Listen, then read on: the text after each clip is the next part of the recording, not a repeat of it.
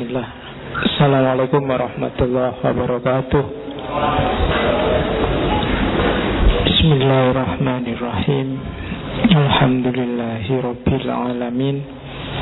Alhamdulillah.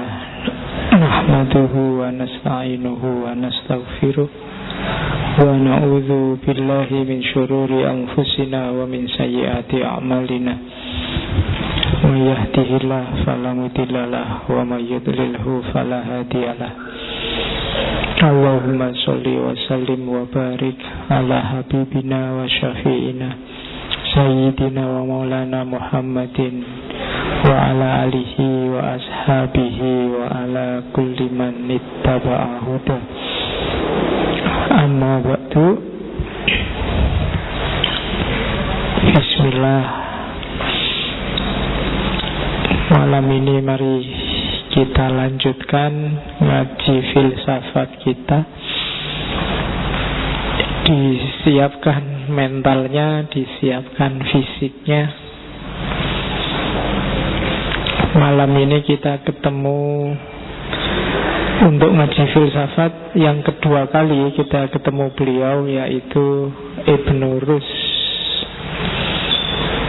yang nama aslinya adalah sama kayak Ghazali ya, Muhammad bin Ahmad bin Muhammad bin Ahmad bin Ahmad lagi bin Rus Al-Andalusi Al-Qurtubi, kunyahnya Abul Walid. Kita kenalnya dengan nama Ibnu Rus. Di barat dikenal dengan Averroes. Nama ini ada dua dalam sejarah. Yang pertama Ibnu Rus ini, dan yang kedua kakeknya. Kakeknya ini Qadi, ahli fikih. Kalau di kitab-kitab kuning biasanya disebut Ibnu Rus Al-Jadd, itu menunjukkan kakek. Kalau Ibnu Rus yang kita kaji ini biasanya orang menyebutnya Ibnu Rus Al-Hafid, cucu. Makanya ada orang yang ragu-ragu, jangan-jangan Bidayatul Mujtahid itu yang nulis kakeknya, karena kakeknya ini ahli fikih. Tapi tidak, Bidayatul Mujtahid tetap yang nulis memang Ibnu Rus yang cucu, bukan yang kakek. Oke, dulu ngaji filsafat awal-awal kita sudah ngomong pemikirannya Ibnu Rus secara umum. Malam ini kita bedah satu aja kitabnya yang tipis, yaitu Faslul Maqal Fima Bainal Hikmah Wasyariah Minal Ittisol. Kalau diterjemahkan letterlek, Faslul Maqal itu kata-kata akhir, kata-kata pemutus yang menjelaskan tentang hubungan antara filsafat dan syariah. Bukan fakultas ya, filsafat juga bukan fakultas, bidang keilmuan. Syariah juga bukan syariah dalam definisi sempit. Banyak orang mendefinisikan syariah hari ini tuh syariah sama dengan fikih. Nah, syariah itu ya apa yang ditetapkan oleh syari', yaitu Allah. Bisa masuk kalam, bisa masuk fikih, bisa berhubungan dengan tasawuf. Ibnu Rus dikenal tokoh yang paling rajin mempromosikan bahwa filsafat itu tidak tabrakan sama syariah. Dan kita buktikan di sini bahwa kita ngaji filsafat di masjid loh. Ya, dan itu Ibnu Rus mesti seneng itu. Wah, ternyata anak cucuku manut dengan kata-kataku. Di samping nanti mentornya Ibnu Tufail, Minggu depan kita ngomong Ibnu Tufel dengan Hai bin Yaqdhannya. Ibnu Rus ini sama kayak filosof-filosof klasik. Untuk sampai ke derajat filosof, dia menguasai banyak sekali cabang keilmuan. Karya-karyanya sebagian besar memang filsafat, sekitar 38-39. Yang ranking 2 paling banyak kedokteran, sekitar 20-an. Setelah itu ada fikih, ada kalam sekitar 5, fikih sekitar 4. Kalau ilmu nahwu dia sempat nulis juga 2. Ada lagi ilmu falak, astronomi. Kalau di total sekitar 70-an 8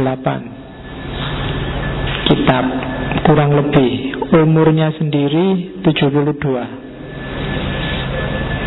Lahir 15 tahun setelah meninggalnya Ghazali. Ghazali meninggal 1111. Ibn Rus lahir 1126. Dan nanti meninggal 1198. Jadi umurnya 72. Karyanya lebih dari itu. Jadi dia menulis karya-karya luar biasa lebih banyak daripada umurnya sendiri. Itu tipikal para ulama zaman dulu. Kalau bahasa saya, umurnya barokah, dapat barokah waktu. Beda sama kita hari ini. Kita hari ini kan sering waktunya ndak barokah. Susah sekali nyari waktu, diajak apa-apa sibuk. Kaya waktu nentek. Sibuk buat belajar lah, sibuk buat ke perpus lah, sibuk kadang diajak apa dikit, wah ndak iso jadwalku penuh. Ya kan sok-sok gitu tau. Padahal ulama zaman dulu itu yo nulis kitab banyak, yo ngaji, muridnya banyak, yo kawin, yo punya anak, yo kerja. Loh, kamu yang ndak ngapa-ngapain, pacar aja nggak punya, iso sibuk. Nah iya kan, berarti waktumu ndak barokah kalau memang sibuk beneran itu. Wong hasilnya nggak ada apa-apanya itu loh, kamu kehabisan waktu. Maka hati-hati dengan waktu. Syukur-syukur waktumu bisa barokah. Kadang-kadang kan nggak masuk di pikiranmu orang-orang seperti Ibnu Rus ini, Ibnu Arabi, Rumi dan kawan-kawan. Kok sebanyak itu karyanya? Ghazali itu kok juga sebanyak itu karyanya? Itu berarti mereka waktunya barokah. Barokah itu kan siabatul khair. Dikit tapi rasanya kayak banyak. Maka hati-hati mengelola waktu. Syukur-syukur bisa barokah. Barokah itu rasanya waktunya ada aja, mau dipakai apa aja ada. Itu tergantung cara kita mengelola. Ibn Rus juga begitu. Ibn Rus ini rajin. Kalau dalam sejarahnya, sepanjang hidupnya, setelah dia bisa baca, tulis, ngerti ilmu, dia benar-benar jatuh cinta sama ilmu pengetahuan. Dan ada yang bilang muridnya bahwa sepanjang hidupnya Ibn Rus, setelah dia kenal ilmu, hanya 2 malam yang dia tidak baca dan tidak nulis. Yang pertama waktu ayahnya meninggal, yang kedua waktu malam pertama. Iya, ini serius, tidak guyon memang. Ya malam pertama eman-eman buat baca buku. Tapi ya 1 malam itu dok, besoknya nyari waktu yang lain. Tapi prioritas baca sama nulis. Itu Ibn Rus. Dan Ibn Rus ini nanti yang memercikkan, mempengaruhi Barat sehingga melahirkan Renaissance antara lain. Karena Ibn Rus dikenal sebagai guru pewarisnya Aristoteles. Dia hidup di era dinasti Al-Muwahhidun. Al-Muwahhidun yang pusatnya di Maroko. Dan dia hidup di era dua khalifahnya, Khalifah Al-Muwahhidun kedua setelah Abul Mukmin, Abu Ya'qub Yusuf. Kemudian penerusnya Abu Yusuf Ya'qub. Jadi ini molak-malik jenengnya. Jadi Khalifah Muwahhidun yang kedua itu namanya Yusuf, punya anak namanya Ya'qub. Maka dia dikenal Abu Ya'qub Yusuf. Nanti Yusuf ini punya anak, dikasih nama Ya'qub. Ya, nanti bulet nih. Nanti raja selanjutnya Abu Yusuf Ya'qub. Jadi di Ibn Rus ini dikenalkan oleh Ibn Tufel ke khalifahnya Muwahhidun. Masih muda usianya sekitar 15 tahun, tapi sudah pinter. Waktu dihadapkan sama khalifah ini juga cinta sama pengetahuan. Ibn Rus ini masih malu-malu, padahal dia pinter. Jadi ditanya tentang Aristoteles, ditanya tentang filsafat, dia masih sungkan, tidak mau jawab. Akhirnya khalifah ini menunjukkan bahwa dia tertarik dengan bidang-bidang filsafat. Dia juga ngerti banyak tentang filsafat. Lama-lama dalam pembicaraan Ibn Rus tidak sungkan-sungkan lagi, ditunjukkanlah semua pengetahuan filsafatnya yang bikin raja terpesona. Sampai kemudian dalam karirnya dia jadi namanya Qodil Qudot. Qodil Qudot itu kodinya para kodi. Apa ya, kalau hari ini ketua MUI mungkin enggak ya.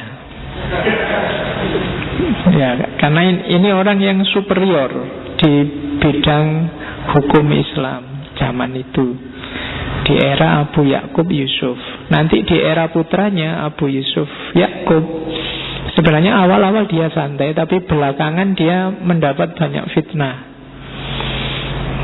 Ya karena filsafat. Dia dianggap murtad lah, musyrik lah, munafik lah, kata-kata yang sering kita dengar hari ini. Belakangan ini kan kata-kata itu populer sekali. Ya, saya kemarin juga ada yang nanya gitu kan, gimana Pak Faiz pendapatnya? Ya, ada isu-isu tertentu yang sebaiknya memang kita diam, karena omongan kita tidak ada dampaknya apapun, tapi malah nambah musuh. Kamu ngomong apapun, musuhmu tambah. Ya misalnya tentang Ahok, kamu ngomong pro atau kontra Ahok, musuhmu tetap tambah. Kalau kamu pro, ya kamu punya musuh yang anti Ahok. Kalau kamu anti, kamu punya musuh yang pro Ahok. Padahal omonganmu itu nggak ngefek apa-apa bagi siapapun di level apapun. Makanya daripada kamu ngomong yang tidak ada gunanya, mending diam. Jadi itu di situ gunanya hikmah, kebijaksanaan. Nah, Ibn Rus itu kena fitnah macam-macam itu tadi, sampai khalifahnya terpengaruh dan dia diasingkan, bukunya dibakari semua. Dia diasingkan di sebuah perkampungan Yahudi. Itu nanti melahirkan fitnah baru, dianggap Ibn Rus itu antek-anteknya Yahudi, karena dia juga nanti punya murid luar biasa, Ibnu Maimun, yang dikenal di barat Maimonides, orang Yahudi. Jadi meskipun nanti belakangan rajanya insaf bahwa dia salah mengasingkan Ibn Rus, dia rugi besar mengasingkan ulama besar itu, dipanggil lagi. Tapi 3 bulan setelah dipanggil beliau meninggal, karena memang sudah tua. Nah itu Ibn Rus. Jadi orang pinter, orang besar itu biasanya ada aja kisah tidak enaknya. Bukunya dibakar, itu yang paling menyedihkan. Hari ini kitab-kitabnya Ghazali beberapa masih bisa diakses. Yang paling terkenal selain Faslul Maqal ya Tahafud, kritik terhadap Ghazali yang minggu lalu kita bahas salah satu kitabnya. Yang kedua, yang ketiga, Faslul Maqal ini yang kedua. Yang ketiga, Al-Kasfu an Manahijil Adillah. Ini tentang ilmu kalam. Bisa kamu download gratis kitab-kitab itu, yang bisa bahasa Arab tentunya. Yang tidak bisa ya buat koleksi aja. Sopo ngerti anakmu besok pinter bahasa Arab. Iya, bapak males kok.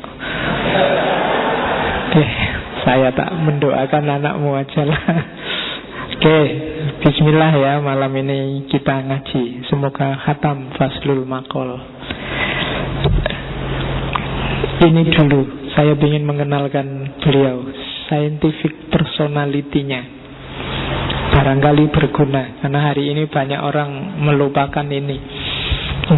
Orang itu tidak semata-mata harus punya wawasan keilmuan luas, tapi attitude keilmuan juga penting. Dia juga menentukan dalam scientific enterprise.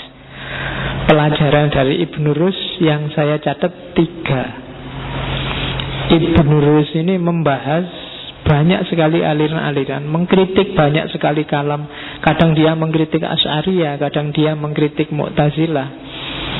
Tapi tidak pernah dia mengungkapkan satu kalimat kebencian pada kelompok. Kritik ya kritik, tidak setuju ya tidak setuju, tidak apa-apa. Tanpa harus membenci, apalagi mengkafirkan secara spesifik. Kalau dia ngomong, kalau sudah gini-gini kafir, tapi dia tidak pernah menunjuk itu yang kafir. Bahkan coba diperhatikan, dia mengkritik tahafudnya Ghazali, tapi dia tidak menyebut bahwa itu kekacauannya Ghazali. Mungkin dia bisa nulis tahafudul Ghazali, mungkin bisa. Sama seperti Ghazali nulis tahafudul falasifah. Itu kan bahasa kasarnya ngawurnya para filosof. Tapi kan Ibn Rus balesnya tidak ngawurnya Ghazali, tapi ngawurnya tahafud, ngawurnya kitab ngawur. Tahafud itu tahafud. Jadi yang disalahkan bukan Ghazalinya, tapi Ghazali ketika dia ngomong di kitab tahafud itu loh. Jadi tidak semuanya. Kalau di Ghazali kan itu agak rancu, yang diserang orangnya, tahafudul falasifah. Padahal itu Ghazali objeknya cuma 2, Al-Farabi sama Ibnu Sina. Sebenarnya kalau mau jujur, judulnya harusnya Tahafudul Farabi dan Ibnu Sina. Dan hal yang sama tidak diulang oleh Ibn Rus. Dia pakai istilah tahafudut tahafud. Jadi ruwetnya Ghazali ketika dia nulis kitab tahafud. Tapi di kitab yang lain Ghazali perlu diapresiasi. Kan sebenarnya maunya begitu. Jadi Ibn Rus tidak pernah menyerang kelompok tertentu. Dia tidak pernah memusuhi kelompok pemikir bebas atau pemikir keras, melecehkan para ulama. Dua-duanya dia hargai. Ini bagi saya pelajaran. Hari ini setiap orang melecehkan yang berbeda dengan dirinya. Bahkan ulama. Kalau ada ulama ngomong kok beda sama pendapatnya, manusia hari ini tidak takut untuk mencaci atau mencela. Di Indonesia khususnya. Ini menurut saya blunder.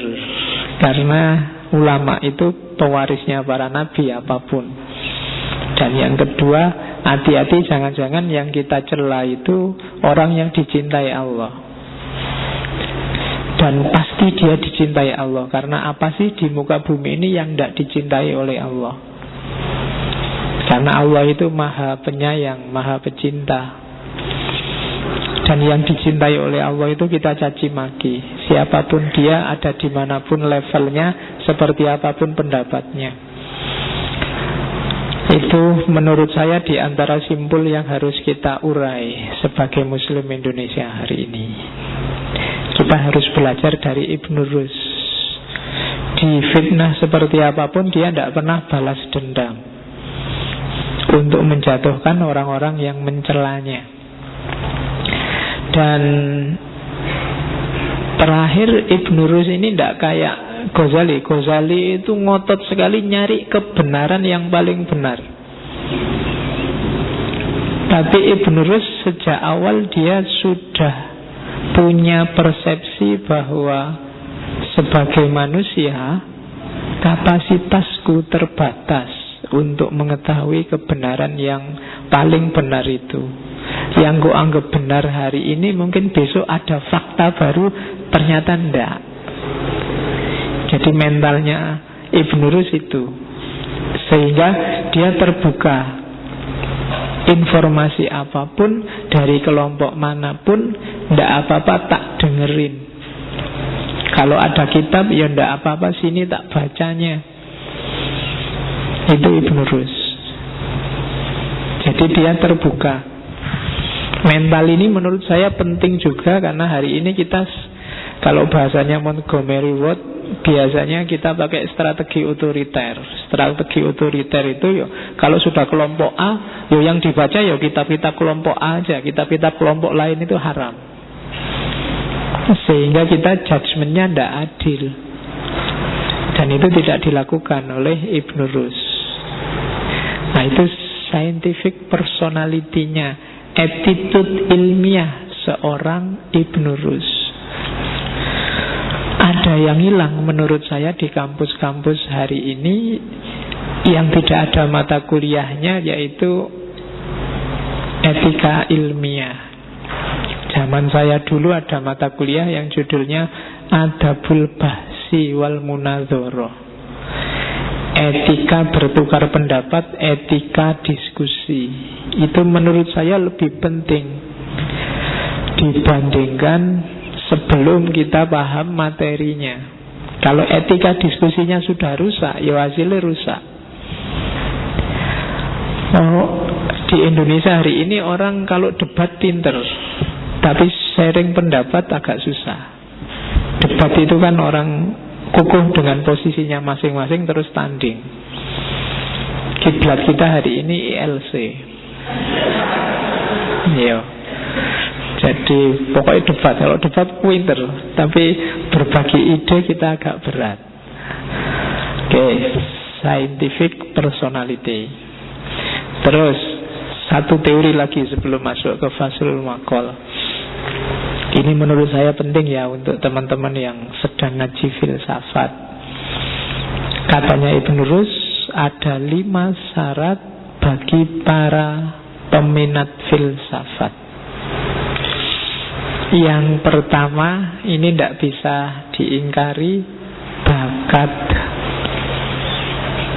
Ya, ini bakat itu untuk ngetes apakah kalian bakat apa enggak. Kalian baca buku filsafat kerasan enggak? Dengerin ngaji filsafat kerasan enggak?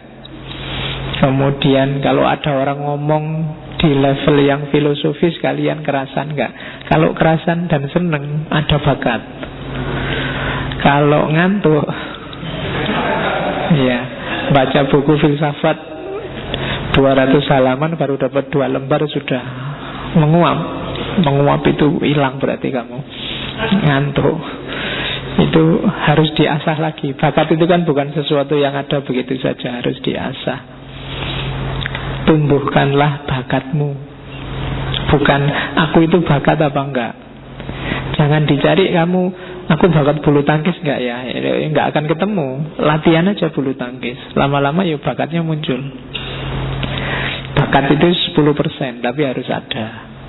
Kalau di filsafat, kalau menurut Ibn Rus, nalar, bakat itu maksudnya kapasitas mikir. Akalmu masih jernih enggak? Maksudnya itu. Kalau kamu sudah enggak bisa lagi berpikir jernih, ya jangan masuk ke dunia filsafat. Yang kedua, tertib. Ini yang sering diloncat-loncat oleh para peminat filsafat, apalagi mahasiswa-mahasiswa baru ngerti filsafat, ujuk-ujuk moco Derrida, moco Foucault, moco Gadamer. Ya ndak apa-apa sih nek paham. Tapi ilmu itu membangunnya lebih enak dari dasar. Itu makanya bahasanya Ibn Rus tertib. Pelan-pelan. Ibn Rus itu tidak ujuk-ujuk dia nulis filsafat. Dia perlahan-lahan belajar Aristoteles, ditafsiri, disarahi. Setelah disarahi, diringkes versi dia yang namanya talkhis. Jadi pelan-pelan jadi seorang Ibn Rus. Jangan kesusu pingin jadi sebesar Derrida, apa sebesar Foucault, apa sebesar Karl Marx. Pelan-pelan dibangun, biar jadi sesuatu, biar kokoh landasannya. Kalau kokoh landasanmu, pikiranmu itu dibawa kemana saja enak. Tapi kalau tidak kokoh, dikritik sebentar selesai. Kamu biasanya langsung lemes. Wah, kalah debat berarti keliru aku, langsung gitu kamu. Tapi kalau dasarnya enak, kokoh, itu bisa, kalma kok dikritik itunya sih. Sebenarnya maksudnya kalma bukan itu kok, pondasinya kan ini. Jadi kalau itu lemah tidak apa-apa, karena dia bisa makanya terus lahir neo-marxisme. Bukan setelah dikritik terus bubar, tapi ada versi baru. Orang yang bisa melahirkan neo-marxisme itu belajarnya mesti tertib tentang Marx. Semua ilmu yang lain juga begitu. Maka sarannya Ibn Rus tertib. Yang ketiga, objektif. Objektif itu jangan belum apa-apa kamu sudah mengklaim, memvonis, memihak. Itu pasti tidak objektif. Jadilah reseptor. Nanti ada hermeneutika, namanya hermeneutika resepsi. Biarkan teks, biarkan nas, biarkan ilmu merasuk dalam dirimu. Olahlah sesuai versimu. Jangan keburu-buru nyetir ilmunya kalau kamu sendiri belum paham. Itu bahasa lain dari objektif lah. Biarkan objeknya yang ngomong dulu. Oke. Terus yang ketiga, pendapat yang teguh. Jangan gampang berpengaruh. Filosofi itu nyari bahan kemana-mana, tapi dia sendiri tidak mudah terpengaruh sebelum punya bukti yang meyakinkan. Sebelum ada data yang pasti. Tidak mudah ketipu oleh Ahok apa hari ini banyak kan yang gitu-gitu. Pokoknya kamu ketipu banyak orang yang bikin dalil. Hari ini logika kita masih nama besar. Orang ngomong ngawur terus ditempeli nama besar, terus kamu mesti manut. Syekh siapa ngomong kayak gini, padahal dia ngomong bener apa enggak ya orang ngerti. Tapi gara-gara ada nama Syekh itu terus kamu terpesona. Itu persis kayak zaman saya S1, waktu diskusi, kalau debat mau kalah, jurusnya menampilkan nama. Sesuai yang saya baca di bukunya Gadamer, padahal yang buhono mbora. Di bukunya Gadamer, di bukunya Nurholis Majid, di bukunya Gus Dur itu, padahal yang tidak pernah maca, tapi begitu ngomong Nurholis Majid, ngomong Gus Dur, yang lain mengkeret sudah. Wah, Gus Dur wah, Nurholis Majid padahal ini ngawur ini ngomongnya. Karena temanmu sudah merasa berhadapan dengan Nurholis Majid, berhadapan dengan Gus Dur, padahal itu yang ngawur. Dan hari ini di WA banyak semacam itu. Nah, itu karena kamu tidak teguh pendirian, lebih terpesona oleh orangnya daripada pendapatnya. Dan yang terakhir, ini alasnya, keutamaan akhlak. Ya, sedalam apapun ilmumu, kalau akhlaknya rusak, tidak ada gunanya. Kayak kemarin di Aristoteles, di Plato, di Ghazali, segala sesuatu ada tujuannya. Dan ilmu itu kalau dirunut-runut, tujuannya apa sih? Untuk perbaikan hidupnya manusia, untuk kebahagiaannya manusia. Kalau akhlaknya rusak, nggak mungkin target kebahagiaan ini terpenuhi. Ilmumu bagus tapi buat nipu orang, ya sudah. Wawasanmu luas tapi dipelintir untuk menjatuhkan orang, ya sudah, kamu kehilangan yang paling basic, yaitu akhlak. Tujuan adanya ilmu jadi hilang. Maka katanya Ibnu Rus, yang kelima, keutamaan akhlak.